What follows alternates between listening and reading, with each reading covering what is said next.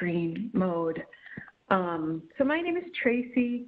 I work for the Object Management Group, which is a standards development organization. OMG is headquartered in Massachusetts, and I help to support our communities of practice.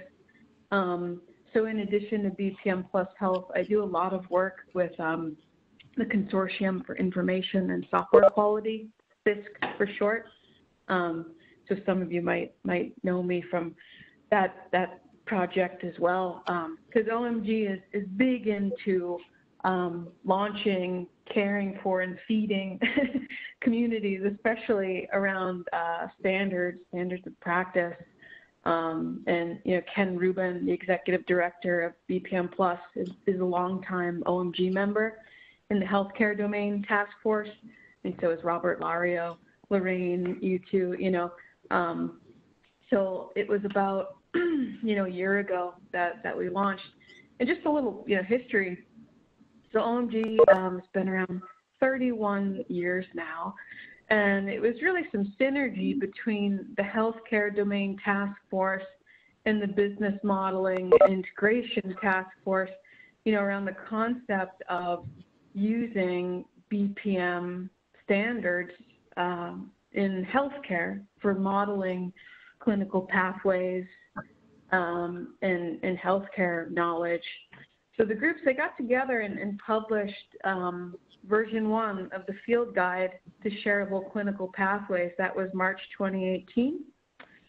And from there, OMG hosts a quarterly technical committee meeting for its members and the general public interested in standards.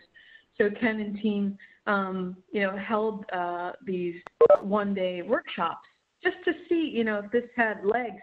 So there's one in March 2018, then June, and then March 2019. And finally, we decided, this has legs. Let's turn this into an official community of practice.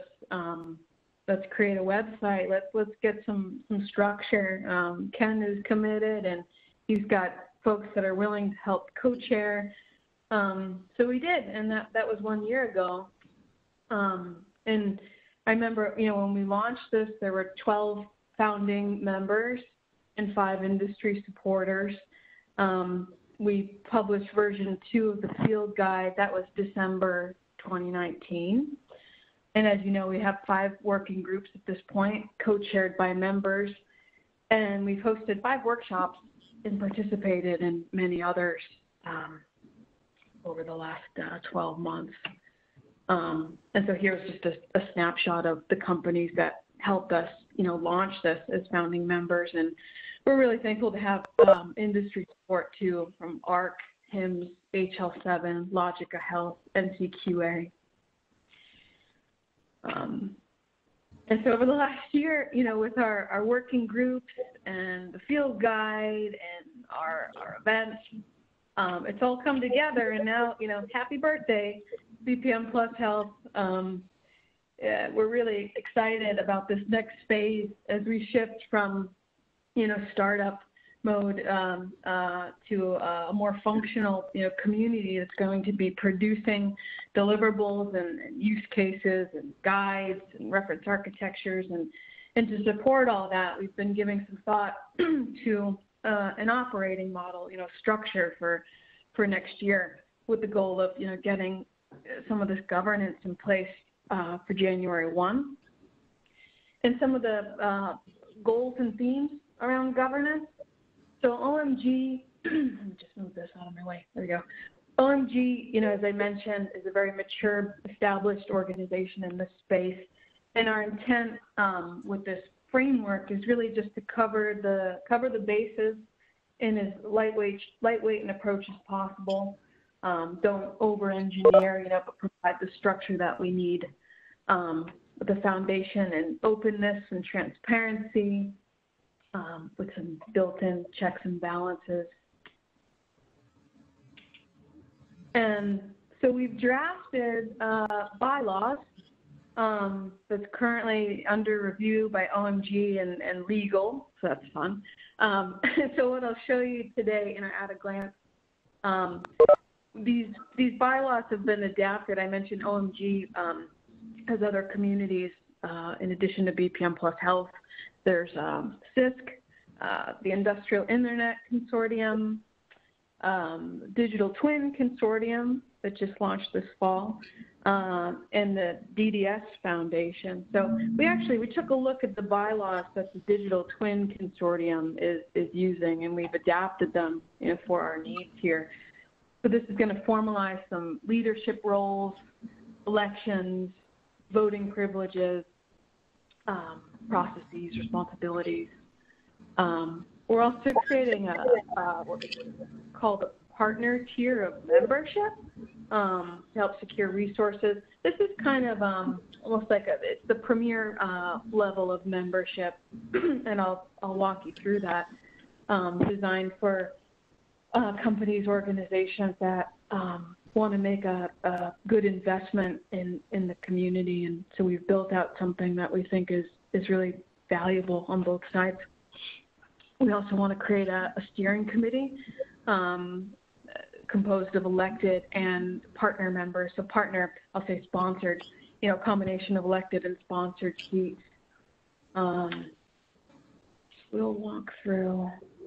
Yes, I mentioned we have these bylaws under review. We want to circulate this document with you too.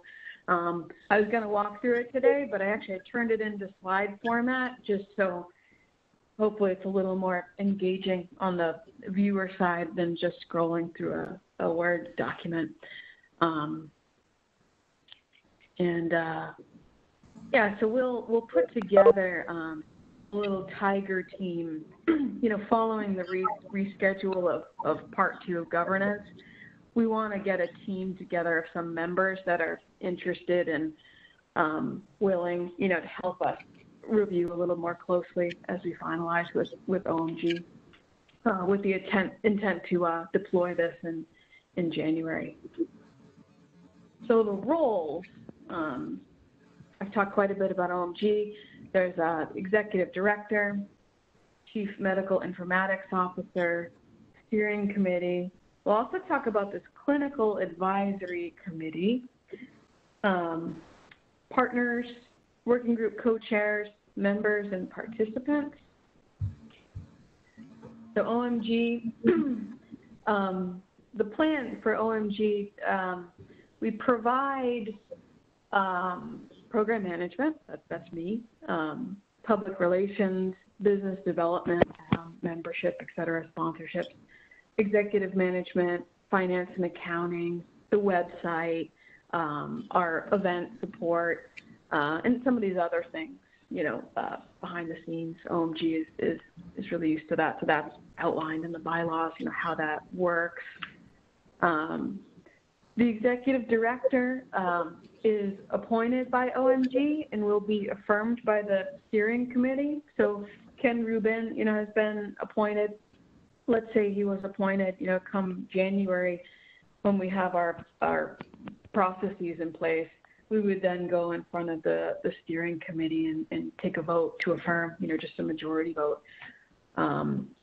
And the executive director is an ex officio voting member of the steering committee, and will facilitate the meetings and the actions, and will hold the tie-breaking vote when we have votes at that level.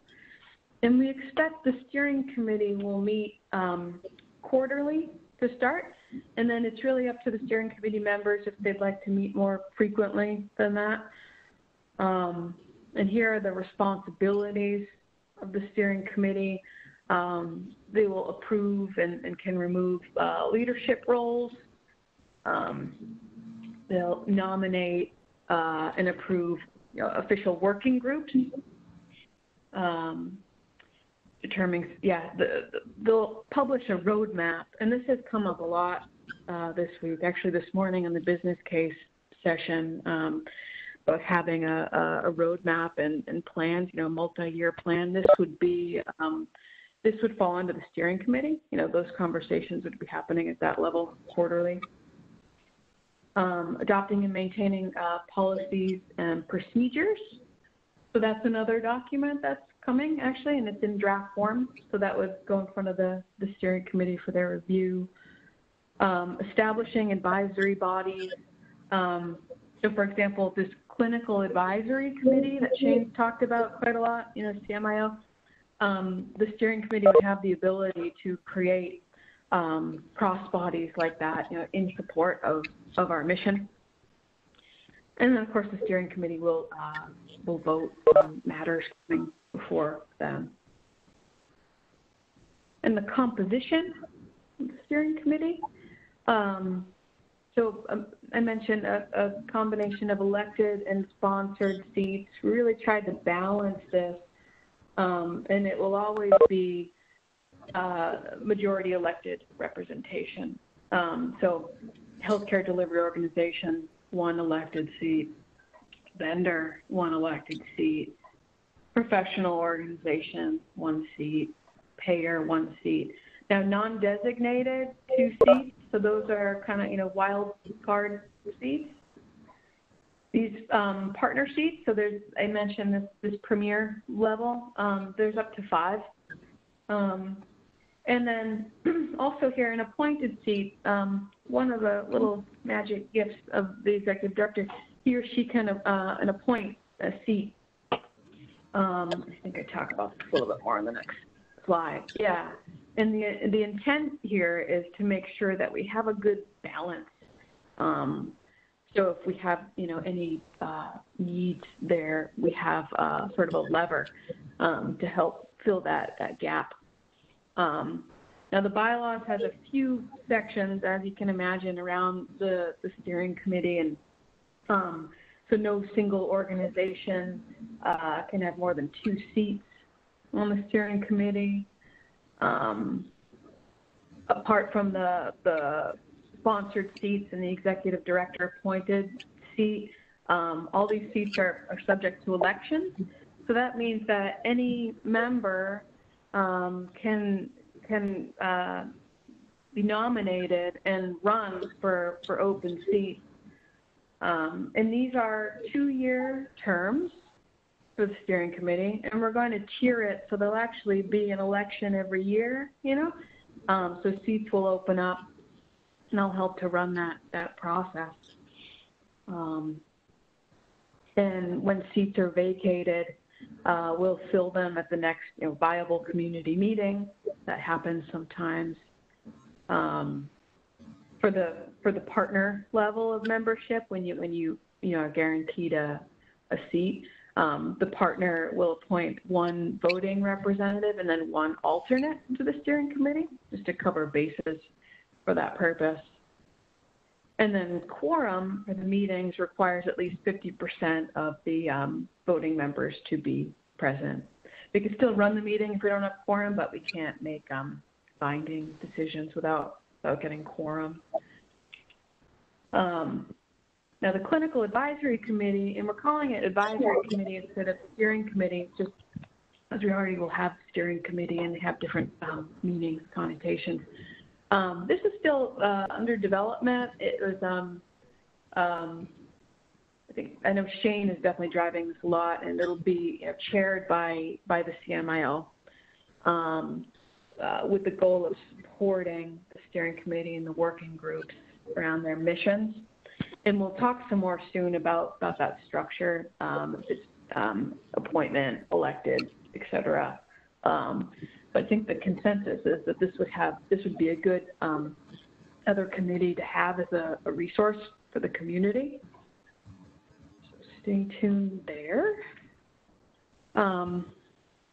So, now we currently have members and participants, the difference being members, so these are organizations that have joined BPM Plus and OMG, actually one and the same, the membership. So member organizations, they're paying an annual membership fee, and they have certain benefits, as members that we'll talk about.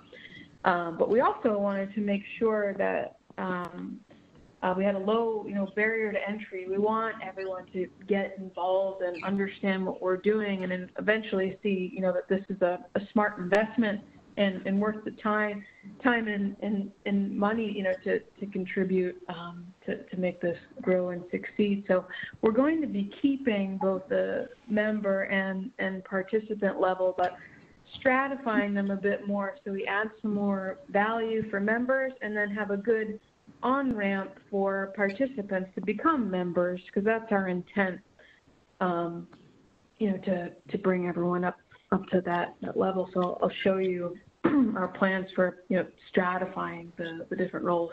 But generally, members will be entitled to participate in meetings, initiatives, events, all activities really across the board, identify themselves as members, hold leadership roles, and voting privileges. If you're curious, on our website we have membership information up on the membership page. This is what it looks like. So it's by organization. It covers all your employees and staff members, and it's based on your type of organization and your annual revenue. And when we launched this, all members of OMG that want to join BPM Plus Health organizationally, it's no extra charge. That's included with your OMG membership. And companies that are coming in, brand new, maybe through BPM Plus Health and don't know about OMG, when you join, these are actually OMG membership levels. So you get dual membership into BPM Plus and OMG, which might not be that clear, and we're going to try to make that more clear come January. But that's what you get. BPM Plus, we're not developing standards in this community. We're focused a lot on using them, applying them. But OMG task forces and working groups, they are developing standards. So there's some opportunities on the OMG side to get involved. So definitely take advantage of that. I'm happy to chat with people that are interested in that. And then participants. And feel free to stop me too if you have any questions as we go. I just kind of keep going, but so Tracy, can you hear? Tracy, can you hear me? Yeah, hi. Yes, this I can. This is Mark Yanchevsky. Sorry, I'm getting my phone working the last session, but I had a question on membership, and that is, there are a lot of folks, clinicians that I know of, myself included, that from time to time have moved from one company to another, and sometimes just act as individual consultants to a variety of companies. In the future, is there any consideration for maybe having an individual consultant membership, which would be considerably less than, let's say, the company's 3,000? Because that would at least maintain some, reduce the barriers for some folks who may be either between positions or self-funding. I know at times in the past I've done that with HL7. Yeah, it's a really good question. It has come up. At this time, we do not have that model, but it's come up. And I think something that we look at too is trying to balance organization versus individual, and making sure that we have enough coming in to support based on all the activities and groups and all that. So I know that that's something that we're thinking about, but out the gate we won't have that just yet. Okay, thanks. Yeah, and thanks for asking. And I know that's going to keep coming up, actually, so feel free. And then, of course, there's this participant level that we're keeping.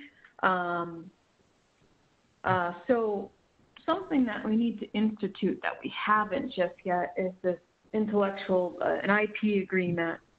Currently, when members join, it's actually part of the membership form, for the organizational members, because OMG has got this pretty baked on that side. But since we really wanted this participant level, We don't have the right agreement in place just yet, so this is another document. There's 3 documents that we're working on right now: bylaws, policies and procedures, and then IP. So we will require your participants to sign these lines.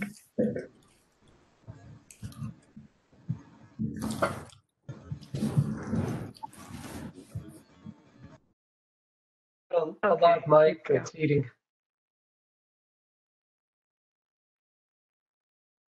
Okay. Can you hear me? I muted everyone, so now you I'm sorry. I can't stand to hear myself speak. So participants are still very welcome and encouraged, but there are certain things, of course, that are not permitted to do, such as identify yourselves as members, hold leadership roles, or have voting privileges within the community. There's some other, in a couple slides, I'm going to show you a matrix of activities, basically, and we'll see. I think it's a pretty good view of the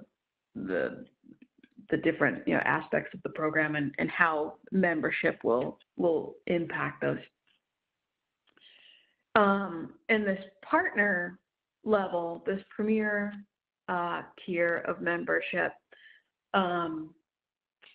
it's a combination of financial and in-kind contributions with an expected multi-year commitment. Partners will be entitled to all membership benefits and can appoint a steering committee member. It's a 2-year seat. So we'll have 5 seats initially, and then we'll see as the community grows, maybe the steering committee grows sort of in proportion with that. But to start, there'll be 12 steering committee members. And if you're interested in this, so these are bigger organizations. We've put together a package that's $75,000 a year with a 2-year commitment, and here's a list of what you get with that, because there's some other marketing pieces woven in.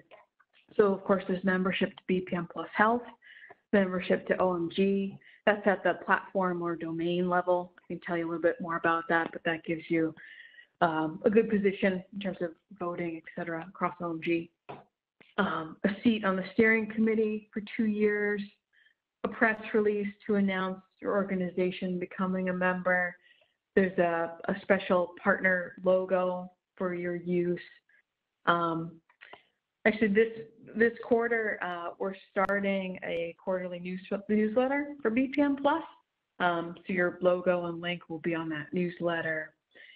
And then for our event side of things, we put together a sponsorship package for partners. So 2 workshop sponsorships, 2 sponsored webinars, and then every 2 years, we're going to plan an invitation-only event with senior leaders.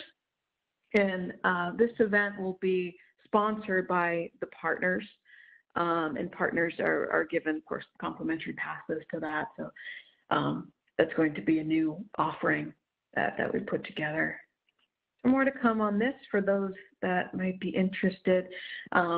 This level of membership really helps us get our bearings and the structure that we need in place to continue. So we're hoping that there are some companies that find this attractive and would like to work with us on this.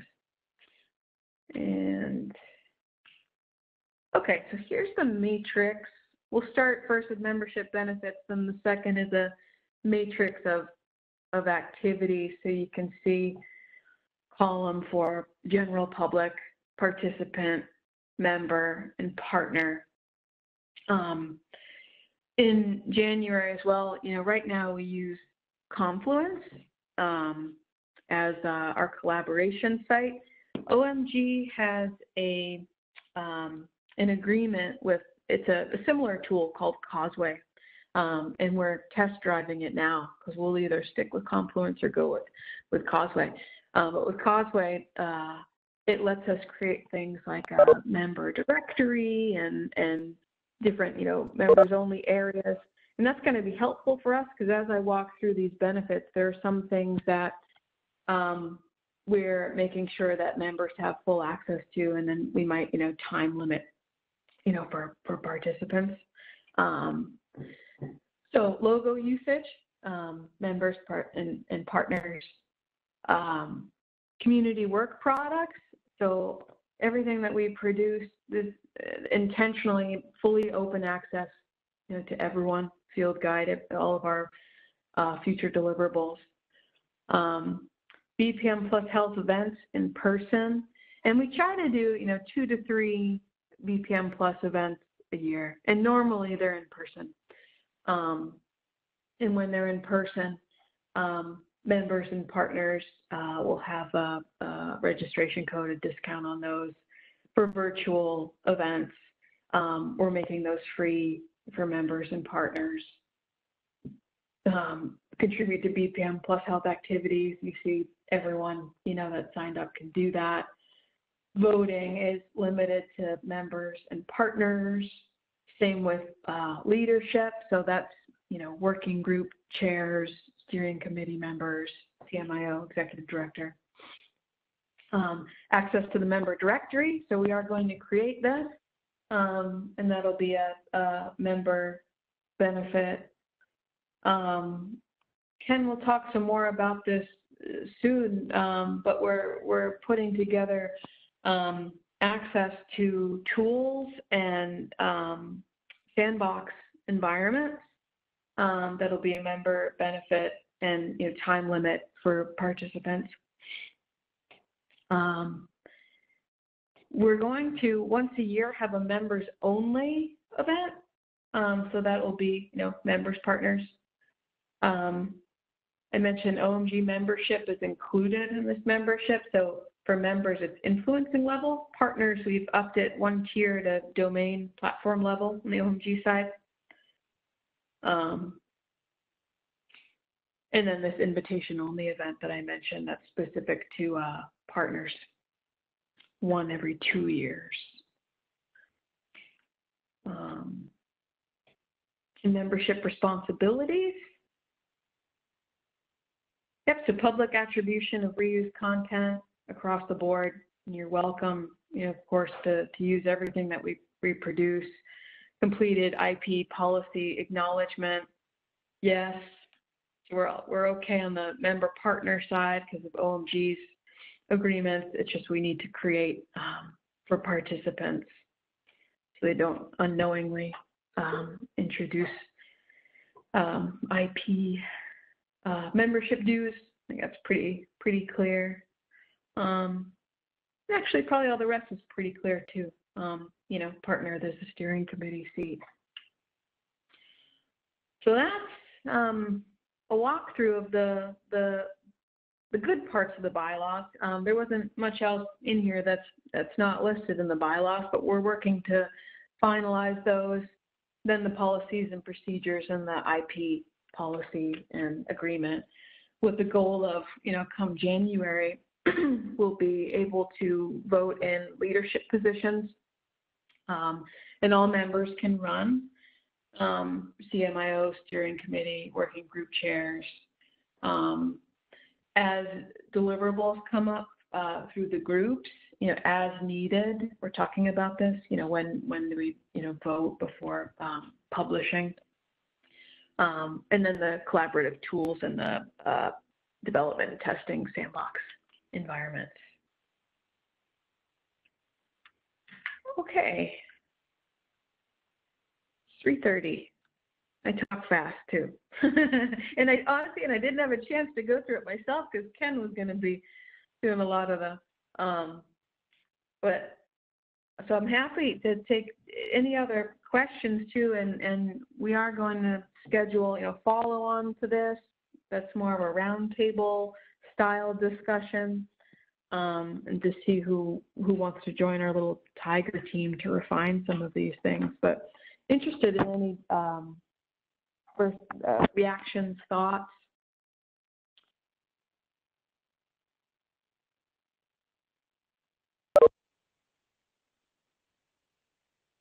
Yeah, and I see the question, right, about individual membership.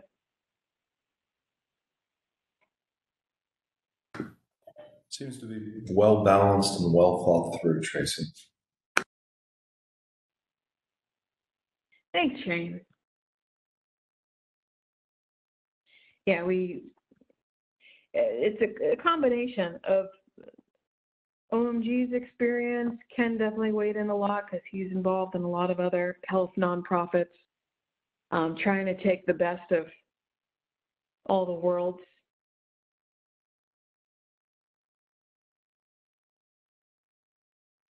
And our real goal, it's not to make a lot of money. That's really not what we're we're just trying to make enough that we can provide also some project management support would be great to help you guys.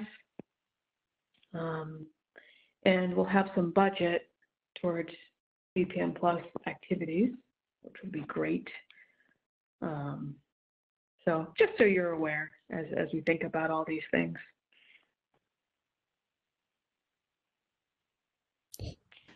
Yeah, I would agree, Tracy. This is Elizabeth from Maximus. I think this is really, really, really well done.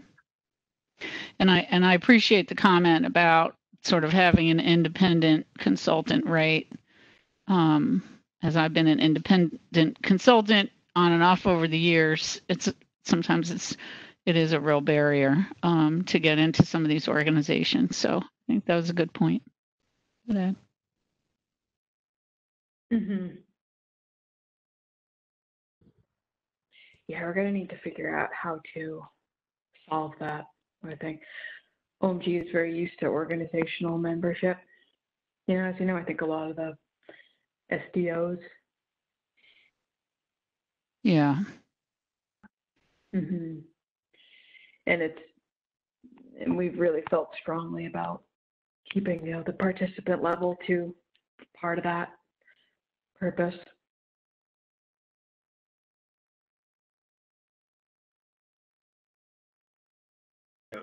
This is Mike Cicino. I agree with that. I think it's important enough to look at it closely because even for startup companies or companies that have maybe just less than 10 employees,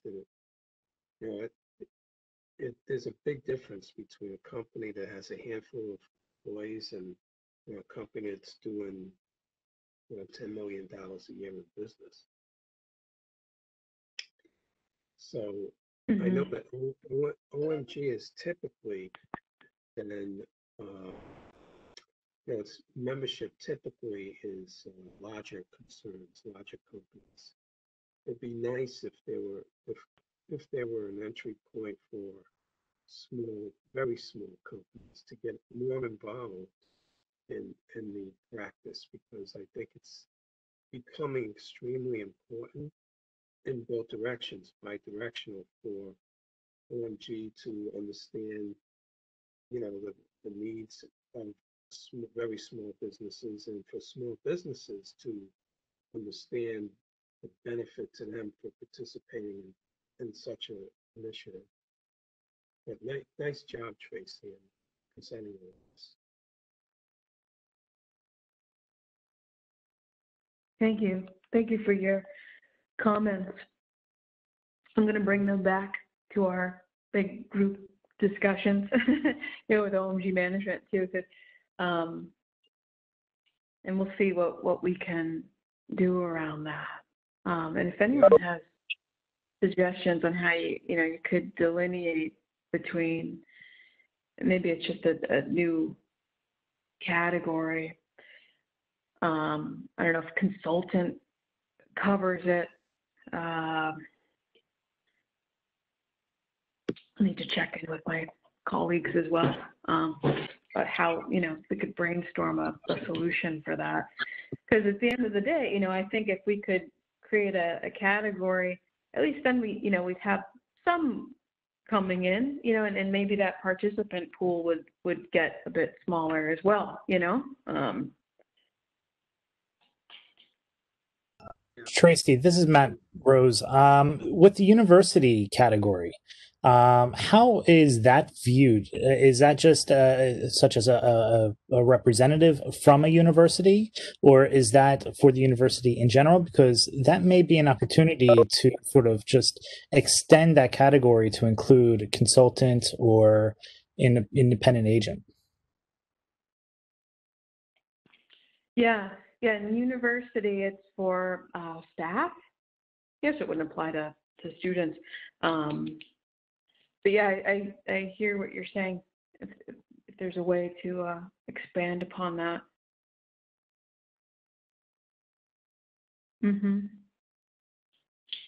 Maybe qualify this tier a little bit more, the differences.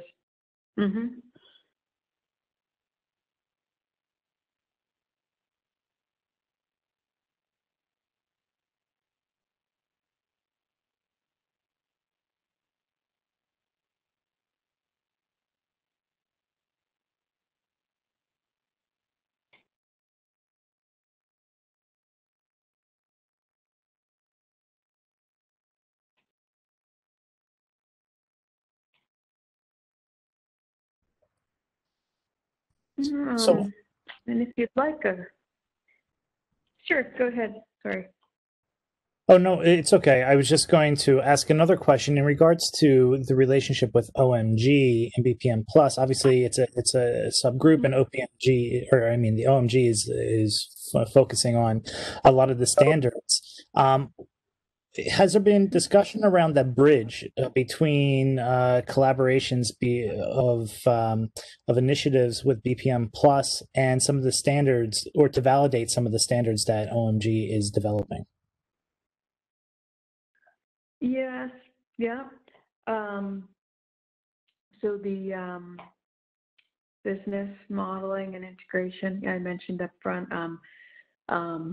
this task force is where the BPM standards development lives for the most part, and there's a lot of crossover with healthcare working on them. So the methodology group, BPM Plus Health, topically there's a lot of and membership-wise, there's a lot of crossover between the standards work and then the discussions that fall under methodology of BPM Plus. Because technically, BPM Plus, we're not developing the standards, but on the OMG side, they're super interested in hearing from the members on our side, the BPM Plus side. So that happens quite a bit. And there's more need for that, certainly. There's 3 new notations that are under development at OMG, and I think, and others on, it's Steve White or Robert, if they're on, I think a couple might be going to OMG for standardization in December, the December meeting, because there's a quarterly meeting. This week is Q3. I guess the week of December 7th is the Q4. So there's a SDMN, KPMN, and PPMN, a situational, I always forget the full names. But there are new notations, and the idea is to take what we learn, applying the core, sort of the triple crown, BPMN, CMMN, and DMN, finding the gaps, keeping those maintained, and then developing new notations as needed. So there is a natural connection between the two.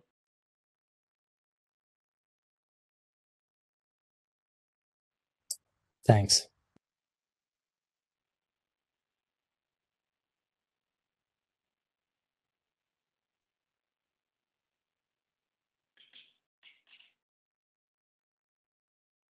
And we've had some growth, when we launched with 12 founding members.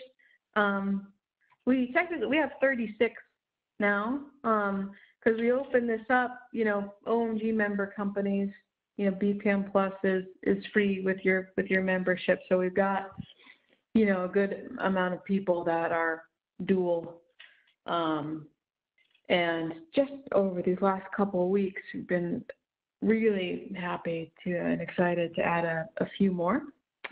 American College of Surgeons just joined, SAVA just joined, and there's some others. It feels like every other day Ken is sending me a little update. So I think we're getting the momentum that we need, and now we just need a solid offering, solid structure, a solid way to operate, and to support all this.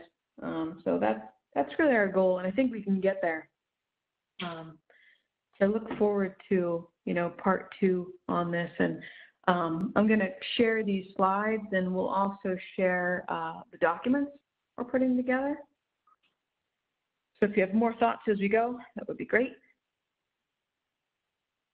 I'm glad I could give you a preview. And I think one of the big takeaways was look into an individual level, for smaller and consultants.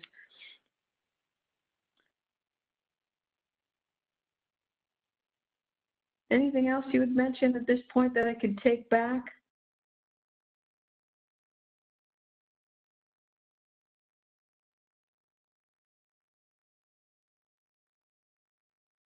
All right. Well, thanks for spending some time with me this afternoon. I appreciate that and your feedback. All right. Thanks, Tracy. Well, you're very welcome. This concludes our workshop this week. So we captured all the recordings and the slides, and I'm saving all the recordings. So we'll have those ready next week, definitely by the beginning of the week, and we'll send those out to everybody. And we'll see you again soon. Have a great rest of the week and a nice weekend. Thank you, Okay. Tracy. You too. Yep, thanks. Thanks. Bye. Thank you, Tracy. Bye-bye.